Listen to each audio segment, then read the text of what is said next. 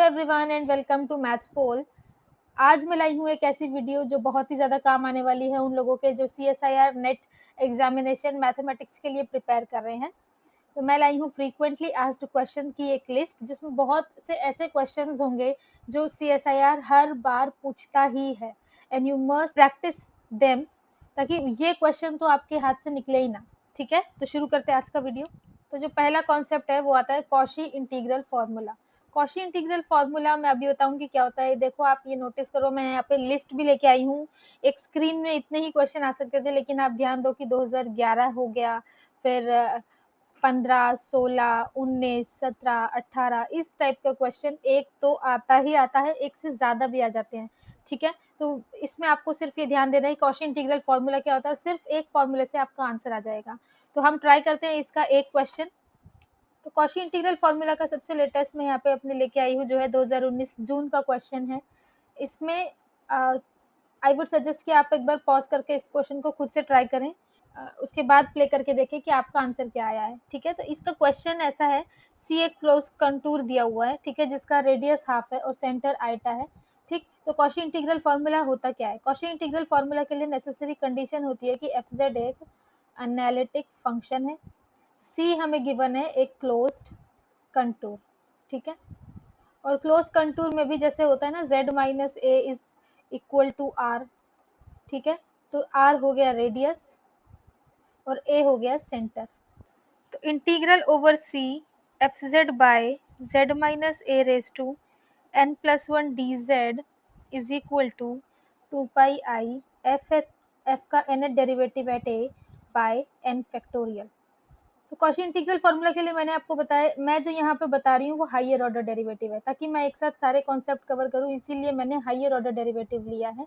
लेकिन Cauchy integral formula इसी फार्मूले में जब हम n को 0 पुट कर देते हैं उसके बाद आता है, यानी integral F Z D Z by Z minus A is over C is equal to 2 pi. और इसका जब जीरो डेरिवेटिव होगा इसका मतलब फंक्शन की ही value at a by n factorial, जो कि है 0 फैक्टोरियल, यहाँ पे 0 फैक्टोरियल आ जाएगा 1। तो ये फॉर्मूला होता है कॉशी इंटीग्रल फार्मूला। अगर हम nth ऑर्डर की बात कर रहे हैं, हायर ऑर्डर डेरिवेटिव, तो ये फॉर्मूला इसका जनरलाइजेशन है।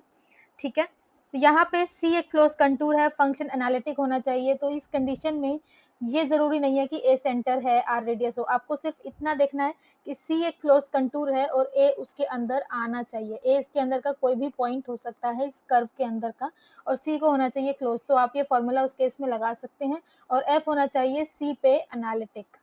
ठीक है, सी पर और सी के अंदर एफ को होना चाहिए एनालिटिक, राइट। तो आप ये फॉर्मूला लगा सकते हो। तो यहाँ पे क्योंकि इंटीग्रल पूछा है, integral d z by Z four minus one over c, right, और सी ऑलरेडी आपको गिवन है, तो सी को यहाँ पे ड्रॉ जब आप करोगे, हाफ रेडियस होना चाहिए आइटा, आइटा यहाँ ऊपर आएगा, हाफ यहाँ आ जाएगा, तो ये हमारा बन गया सी। ठीक है, अब ये सी है और गिवन है काउंटर क्लॉकवाइज, तो मेंशन कर दिया काउंटर क्लॉकवाइज। तो यहाँ पे z फोर माइनस वन को आप फैक्टराइज करोगे तो क्या आएगा, इसको आप लिख सकते हो z square minus one Z square plus one.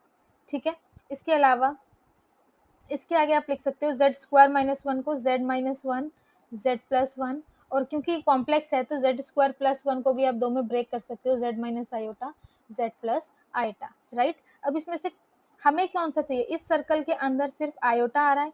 ये जो हमारे पॉइंट हैं जहां जहां पे डिनोमिनेटर को प्रॉब्लम है, यानी जहां डिनोमिनेटर 0 हो रहा है, वो कौन कौन से पॉइंट है, वो है 1 minus one iota minus iota. लेकिन हमें सिर्फ उन्हीं पॉइंट से मतलब है जो इस सी सर्कल जो हमारा कंटूर बन रहा है इसके अंदर आ रहे हैं। ठीक है, तो इसके अंदर सिर्फ और सिर्फ आइटा आ रहा है, तो बाकी से हमें मतलब नहीं है।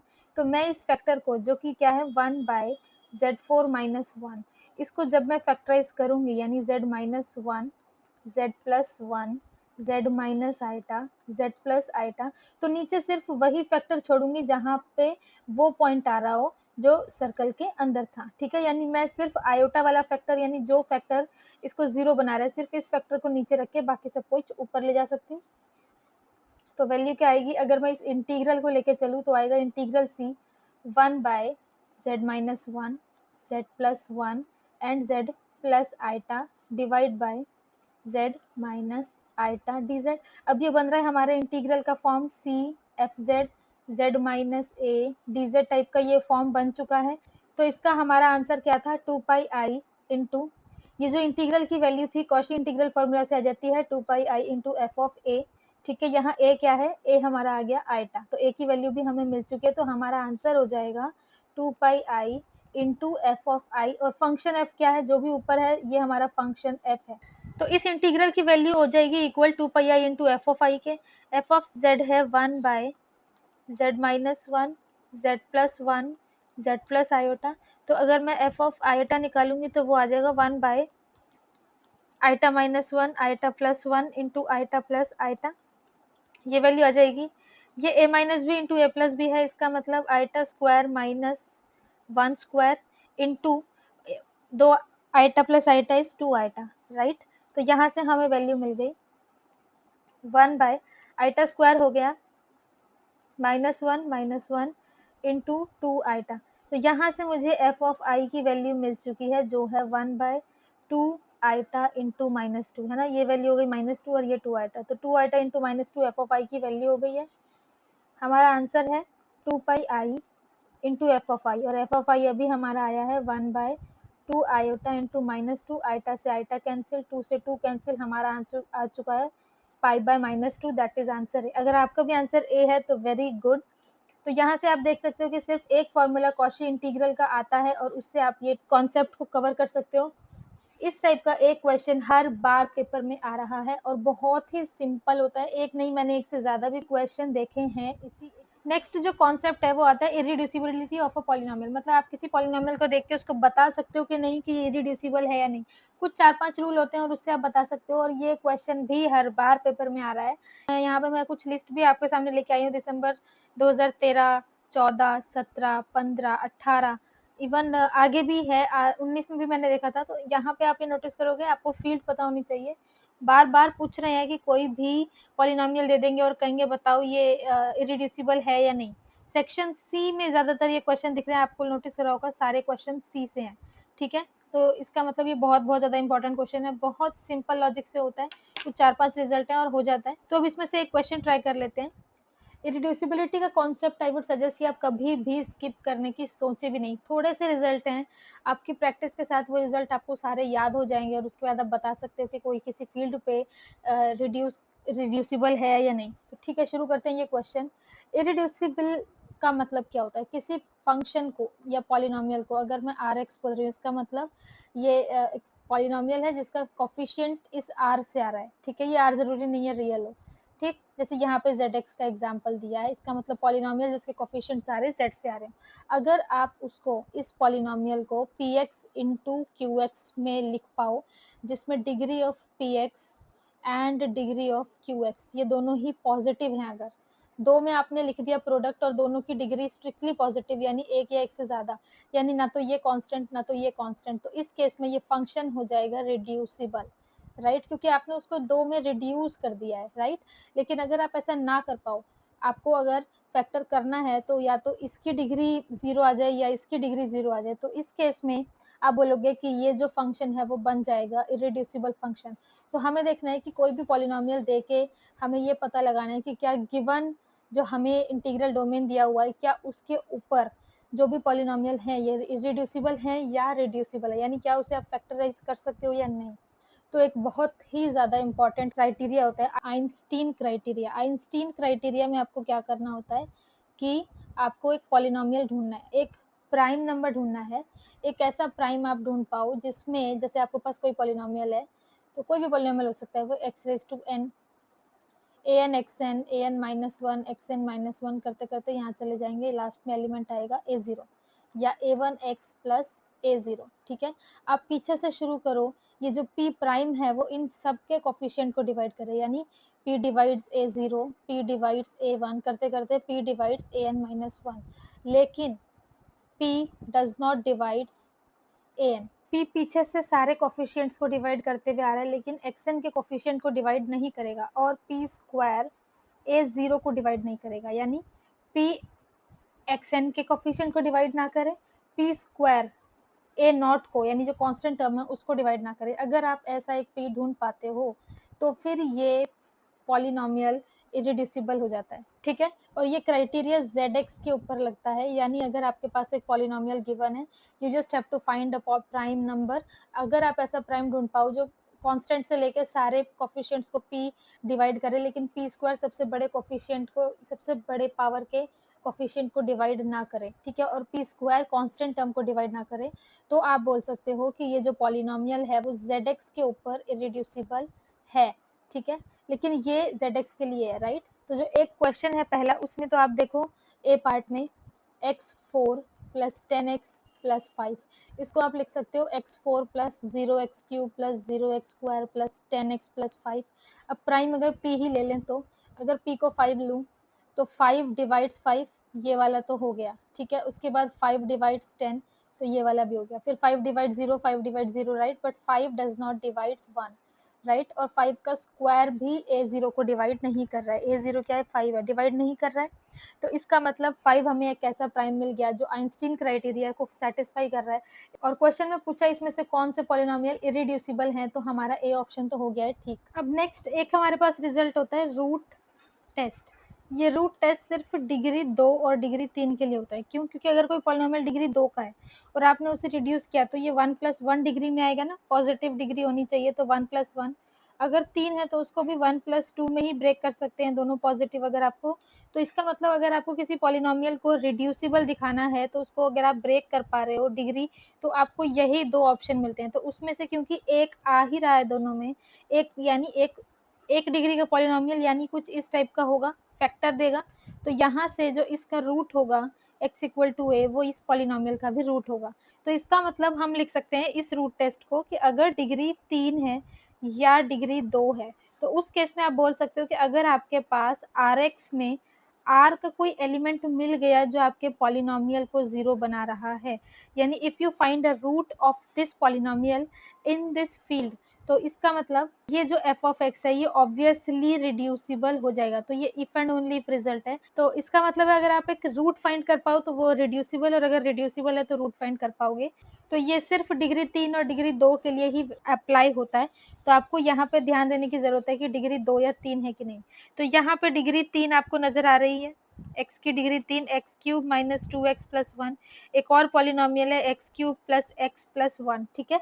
यहाँ पे एक रूल मैं आपको बता देती हूँ, एक और रूल, अगर कोई फंक्शन इरिड्यूसिबल है ZX पे, तो इफ एंड ओनली इफ होता है कि वो इरिड्यूसिबल होगा ओवर QX, ठीक है। तो अगर ZX पे हो गया तो QX पे भी वो इरिड्यूसिबल हो जाएगा, QX पे है तो ZX पे भी हो जाएगा। डी रिजल्ट पे यहाँ पे ये फॉर्मूला यूज करूंगी, तो कि मैं उसको QX के लिए बता दूंगी कि ये इरिड्यूसिबल है, और इसीलिए वो ZX के लिए भी इरिड्यूसिबल हो जाएगा। कैसे? रेशनल का यूज मैं इसलिए कर रही हूँ क्योंकि f ऑफ p/q इज 0। अगर किसी फंक्शन पे कोई p/q रूट आता है, तो इसका मतलब होगा कि जो पॉलिनोमियल है, मान लो पॉलिनोमियल ऐसा है an(xn) plus an-1 xn-1 dot dot dot a1x plus a0, तो यहाँ से मेरे पास आना चाहिए कि p divides a0 and q divides an। तो सिर्फ और सिर्फ वही pq रूट हो सकते हैं जो कि ये कंडीशन सेटिस्फाई करें। इसका मतलब ये है कि अगर q का रूट होना है तो हमारे पास ऐसा फ्रैक्शन होना चाहिए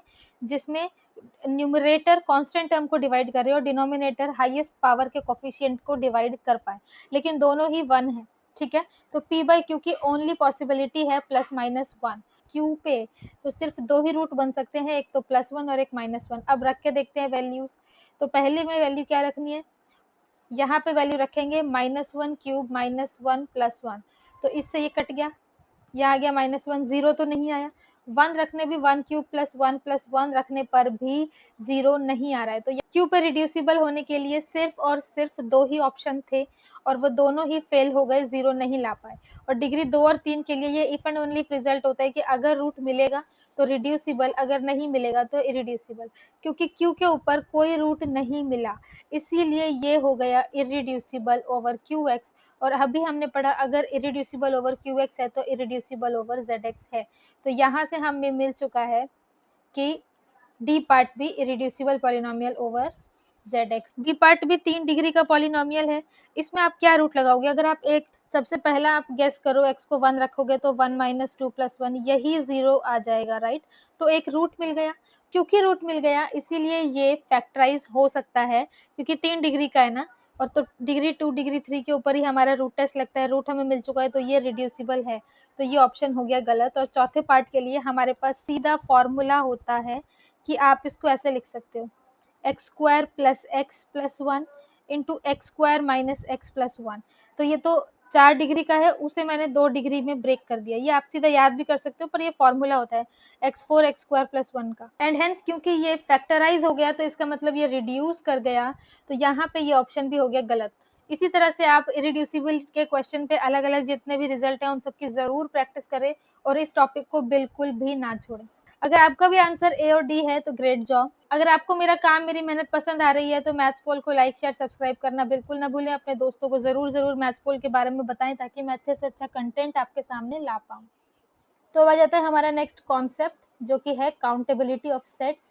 ये बहुत बहुत ज़्यादा इंपॉर्टेंट कॉन्सेप्ट है और बहुत बेसिक भी है। ठीक है, आप नोटिस करोगे तो यहाँ पे दिसंबर 2011, 13, 14, 16, 18, 18, आप देखो कितने क्वेश्चन यहाँ पे लगातार पूछे जा चुके हैं सिर्फ और सिर्फ ये जानने के लिए कि कोई सेट काउंटेबल है या वो अनकाउंटेबल है, राइट। और इसके ऊपर मैं आपको ये कॉन्सेप्ट प्रॉपर बता चुकी हूँ। लिंक आपको अब तक मैंने जितने भी कॉन्सेप्ट कवर कराए हैं उन सब वीडियोस के नीचे लिंक आपको नीचे डिस्क्रिप्शन बॉक्स में मिल जाएगा। मैंने कैटेगरी वाइज प्लेलिस्ट भी बना रखी है जहाँ पे जाके आप उस कॉन्सेप्ट को कवर कर सकते हो। काउंटेबिलिटी के लिए मैंने उसके कॉन्सेप्ट को बहुत अच्छे से कवर कराया है, प्लस आपको प्रीवियस ईयर क्वेश्चंस भी काउंटेबिलिटी के ऑलरेडी कवर करा दिए, तो ये सारे क्वेश्चन मोस्टली ऑलरेडी मैंने सेपरेट वीडियो में सॉल्व करा रखा है। लिंक आपको नीचे डिस्क्रिप्शन बॉक्स में मिल जाएगा, तो प्लीज काउंटेबिलिटी के टॉपिक को बिल्कुल छोड़ के ना जाएं। इसके बाद नेक्स्ट टॉपिक आता है लिमिट्स एंड सीक्वेंसेस। मैंने specially limit sequences point set topology पे ऑलरेडी बहुत अच्छे तरह से प्रॉपर सिंपल लैंग्वेज में विद एग्जांपल कॉन्सेप्ट को समझाकर वीडियो ऑलरेडी बना दी है। लिंक आपको नीचे डिस्क्रिप्शन बॉक्स में मिलेगा। जून 2018, दिसंबर 2015, 16, 13, 11, 2017 इन सब में और भी क्वेश्चंस हैं मैंने देखे एक पेपर में एक से ज़्यादा भी बहुत क्वेश्चन लिमिट सीक्वेंस सीरीज के आ ही जाते हैं। इसीलिए इस कॉन्सेप्ट को मैंने सबसे ज़्यादा प्रायोरिटी देते हुए पहले ही सारे कॉन्सेप्ट के साथ वीडियोस प्रोवाइड करवा दी हैं और क्वेश्चंस के सॉल्यूशन प्रीवियस ईयर के भी आपको ऑलरेडी मिल जाएंगे। इनसे बहुत ज़्यादा क्वेश्चंस की वीडियो ऑलरेडी प्रोवाइडेड है, आपको सिर्फ प्लेलिस्ट पे जाना है रियल एनालिसिस की और आपको सारे के सारे वीडियोस सीक्वेंस में मिल जाएंगे। तो इसीलिए लिमिट्स एंड सीक्वेंसेस बहुत इंपॉर्टेंट टॉपिक है, इसको प्लीज और स्किप करने का सोचे भी नहीं। तो अब आता है फिफ्थ टॉपिक जो है टोपोलॉजी। टोपोलॉजी बहुत ही ज़्यादा वास्ट सब्जेक्ट है, लेकिन लकीली हमें इस एग्जाम को क्रैक करने के लिए टोपोलॉजी का बहुत ज़्यादा नॉलेज ज़रूरी नहीं है। हर बार टोपोलॉजी का एक ना एक क्वेश्चन तो आ ही रहा है पेपर में और सिंपल बेसिक कॉन्सेप्ट हैं, कुछ ही एग्जाम्पल्स हैं। अगर आपको वो एग्जाम्पल्स का क्लासिफिकेशन आता है कि वो कौन कौन सी प्रॉपर्टी सेटिस्फाई करते हैं तो then topology is your best friend. क्योंकि जब भी टोपोलॉजी का क्वेश्चन आएगा आप सीधा नोटिस करोगे, देखो ये कब आया है, दिसंबर 11, जून 11, जून 18, जून 12, दिसंबर 18, जून 19 तक में भी टोपोलॉजी का क्वेश्चन देखने को मिला है। और सिंपल आप देखोगे कनेक्टेडनेस क्लोज कनेक्टेड कॉम्पैक्ट, उसके बाद कॉन्वेक्स, फिर compact close dense subset, connectedness compact connected interior exterior path connected. तो ये सिर्फ और सिर्फ कुछ ही टॉपिक्स पे रिवॉल्व कर रहा है। बार बार उसी टॉपिक के क्वेश्चन आ जाएंगे, आपको सेट दे देंगे, पूछेंगे कि क्या ये कॉम्पैक्ट है, क्या ये कनेक्टेड है या पाथ कनेक्टेड है कि नहीं, कॉम्प्लीमेंट देखना क्या है और डेंस सबसेट है कि नहीं। तो ये सब बहुत ही इजी कॉन्सेप्ट हैं, आपको सिर्फ बेसिक नॉलेज होनी चाहिए टोपोलॉजी की। टोपोलॉजी पे ज़्यादा टाइम नहीं देना है, लेकिन सिर्फ बेसिक कॉन्सेप्ट को अगर आप 2-3 दिन भी अगर टोपोलॉजी को दे देते हो विद योर बेस्ट, टोपोलॉजी से अच्छा कॉन्सेप्ट नहीं हो सकता। ठीक है, तो आप यहाँ पे देखो इतने सारे क्वेश्चन आए हैं, एक क्वेश्चन हम भी ट्राई कर लेते हैं यहाँ पे। तो फिर से अगर आपको मेरा काम, मेरी मेहनत पसंद आ रही है तो मैथ्स पोल को लाइक शेयर सब्सक्राइब करना बिल्कुल ना भूलें। अपने दोस्तों के साथ मैथ्स पोल के बारे में ज़रूर शेयर करें ताकि मैं अच्छे से अच्छा कंटेंट आपके लिए ला पाऊँ।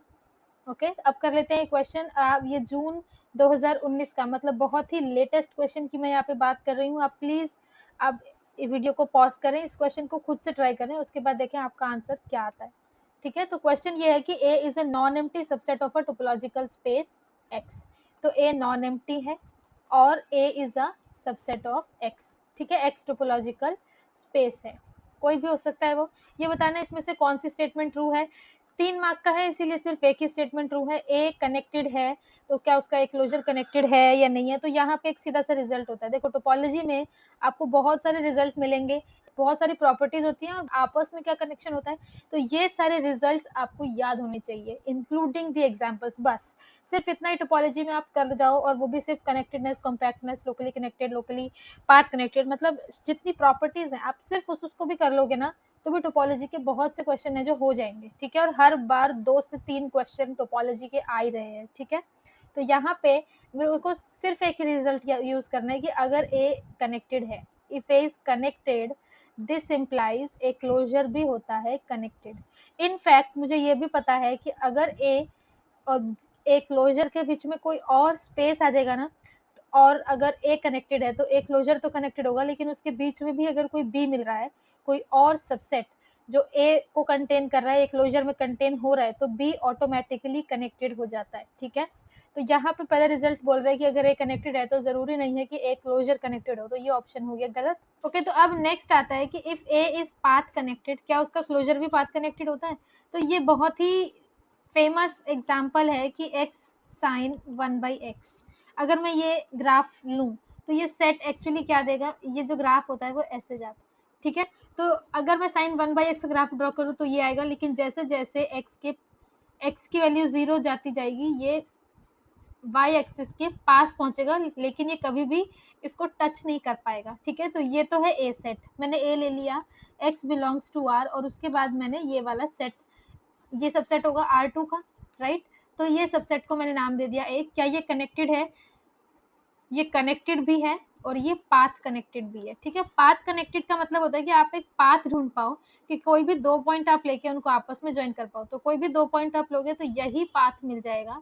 इस ग्राफ की वजह से आपको एक फंक्शन मिल जाएगा जो इन दोनों को आपस में कनेक्ट कर रहा हो। किसी भी 2 पॉइंट ऑफ अ सेट को आप ज्वाइन कर सकते हो, और वो जो पाथ होता है वो कॉन्टिन्यूस फंक्शन इस सेट के अंदर ही लाई करना चाहिए, राइट। तो ये ए सेट तो हो गया पाथ कनेक्टेड। ठीक है, अब मुझे बताना है कि इसका क्लोजर पाथ कनेक्टेड है। इसका क्लोजर क्या होगा, क्लोजर में अब ये y एक्सिस भी ऐड हो जाएगी, जो कहाँ से कहाँ है, -1 से 1, यानी एक क्लोजर मुझे मिलेगा ए यूनियन, ये जो लाइन है ना, ये लाइन है 0 क्रॉस -1 to 1, मतलब x का कोऑर्डिनेट 0 और y की वैल्यू -1 to 1, तो ये लाइन भी इसके अंदर इंक्लूड हो गई, तो ये बन गया एक क्लोजर। अब ये इस सेट के लिए मैं बता सकती हूँ कि एक क्लोजर कनेक्टेड नहीं है, क्योंकि एक पॉइंट अगर आप लाइन पे लोगे और दूसरा पॉइंट आप ग्राफ पे लोगे, तो इसको ज्वाइन करने के लिए आपको कोई भी पाथ नहीं मिलेगा जो एक क्लोजर के अंदर अंदर आ जाए। क्यों, क्योंकि आपने अभी देखा कि जो ग्राफ होता है ना, ये हमेशा इस लाइन को कभी टच करेगा ही नहीं। तो लाइन पे पॉइंट लेके ग्राफ पे पॉइंट लोगे तो इसको ज्वाइन करने के लिए आपको कोई भी पाथ मिलेगा ही नहीं, राइट। तो इसीलिए ये पाथ कनेक्टेड नहीं है। तो आपके पास आ गया एक काउंटर एग्जाम्पल, और यही काउंटर एग्जाम्पल यूज होता है ये बताने के लिए, तो यही काउंटर एग्जाम्पल यूज होता है ये बताने के लिए कि पाथ कनेक्टेड इम्प्लाइज कनेक्टेड, लेकिन कन्वर्स ट्रू नहीं है। क्यों नहीं है, क्योंकि अभी हमने रिजल्ट पढ़ा, अगर ए कनेक्टेड होता है तो ए का क्लोजर भी कनेक्टेड होता है। मैंने अभी बताया ये जो मैंने ए सेट लिया ये कनेक्टेड भी है और पाथ कनेक्टेड भी है, क्योंकि ये कनेक्टेड है तो ए का क्लोजर भी कनेक्टेड हो जाएगा, राइट। लेकिन यहाँ पे हमने देख लिया कि हमने 2 पॉइंट लिए और उस 2 पॉइंट के लिए इनका हमें कोई पाथ नहीं मिल रहा जो क्लोजर के अंदर से जा रहा हो, इसीलिए ए क्लोजर पाथ कनेक्टेड नहीं है लेकिन कनेक्टेड है। तो यहाँ से आपको मिल चुका है कि connected does not implies path connected. ये बहुत फेमस एग्जाम्पल है जो कि हमें ये बताता है कि कनेक्टेड पाथ कनेक्टेड होना जरूरी नहीं होता है। ठीक है, और यहाँ यही एग्जाम्पल यूज हो रहा है। आपको किसी भी रिजल्ट को ठीक बताने के लिए प्रूव करना होगा, इससे अच्छा कि आप काउंटर एग्जाम्पल ढूंढ के ऑप्शन डिस्कार्ड कर दो। तो इसीलिए मैं पहले डी ऑप्शन देखूंगी जो कह रहा है कि अगर ए पाथ कनेक्टेड है तो उसका इंटीरियर भी हो जाएगा पाथ कनेक्टेड। देखो अगर मैंने ए सेट क्या ले लिया, ठीक है, ये हो गया एक्स सेट, ये हो गया वाई सेट, और ये है क्या, इसका पूरा अंदर का सारा पोर्शन आ रहा है, a is nothing but x union Y.